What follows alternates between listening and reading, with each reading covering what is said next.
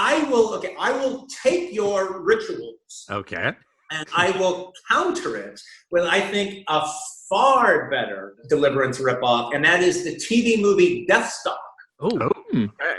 You got us. Starring Vince Edwards and Vic Morrow and Anjanette Comer and Carol Lindley and Robert Webber and Neville Brand and Norman Fell and a young Larry Wilcox just before Chips. Oh, wow. Nice. Yeah, Kim Morgan talked about this one, Quentin, I think, on... No. Well, I've actually watched it with Kim. Nice. She knows it because I showed it to her. That's awesome. I think she mentioned that, too, that you had shown it to her. Yeah. No, I actually watched Death Stalk with my family when it aired on NBC. Mm-hmm. And one of the things about it was it deals with this whole sexual aspect in the film.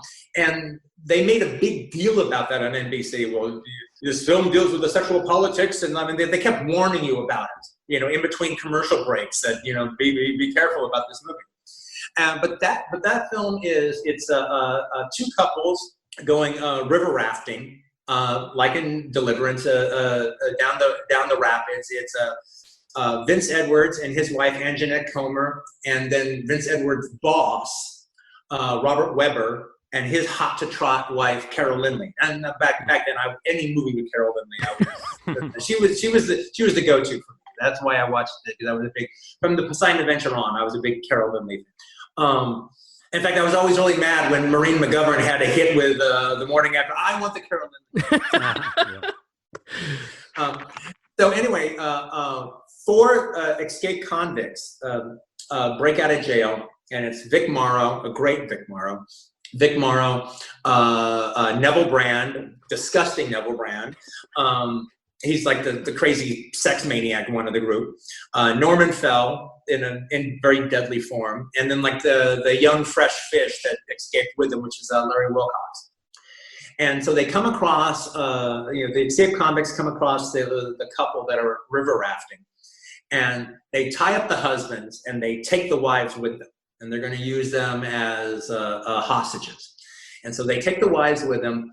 The husbands finally break loose, and now they start tracking the convicts to try to get their wives back. And Vince Edwards is the one who kind of realizes, look, we just can't go 24 hours a day. We have to rest. We have to do this. We have to do that.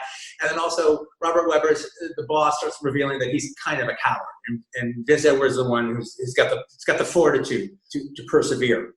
Meanwhile, the women have to make some decisions of their own, and it's Vince Edwards' wife that actually starts talking to Carol Lindley and starts saying, "Hey, look, we're going to have sex with these guys." I mean, it's just something that's going to happen. There's no reason for them to keep us alive. Once we get to where we're going, there's no reason to keep us alive. They for all intents and purposes, they should kill us. It would make sense for them to kill us. We have to make them not want to kill us. And so she's proposing that what she needs, we need to work our way into them. And part of that is going to be through sexual politics. So she says that.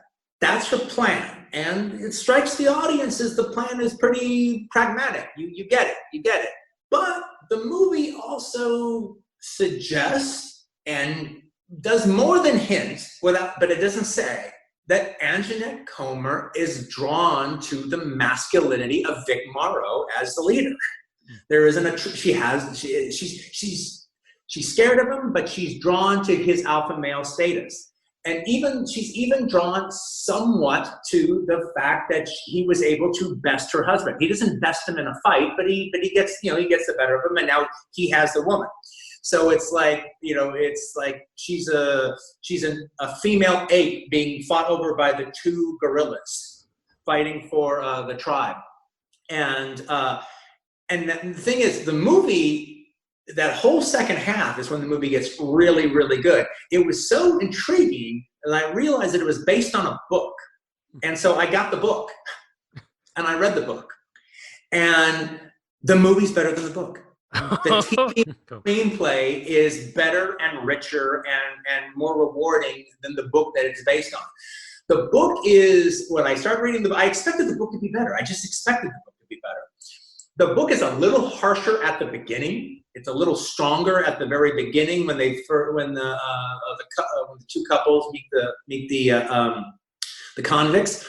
But the whole second half is when the script for the movie really gets good, and that's where the book gets very conventional. And the best thing about the movie is the last scene. The last scene it's one of those scenes that when it's almost frustrating because it stops just before whatever is going to happen happens.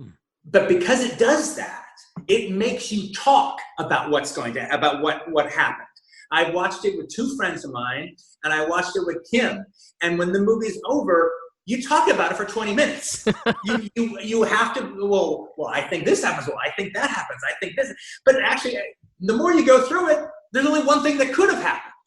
But it actually makes you actually discuss it out and talk about it. It's actually one of the more thought-provoking endings of any TV movie I'd ever seen, because it demands a 20-minute discussion. Is this one, do you know if this one's available? Easy to find? It's on YouTube. Okay. Yeah, it's on YouTube.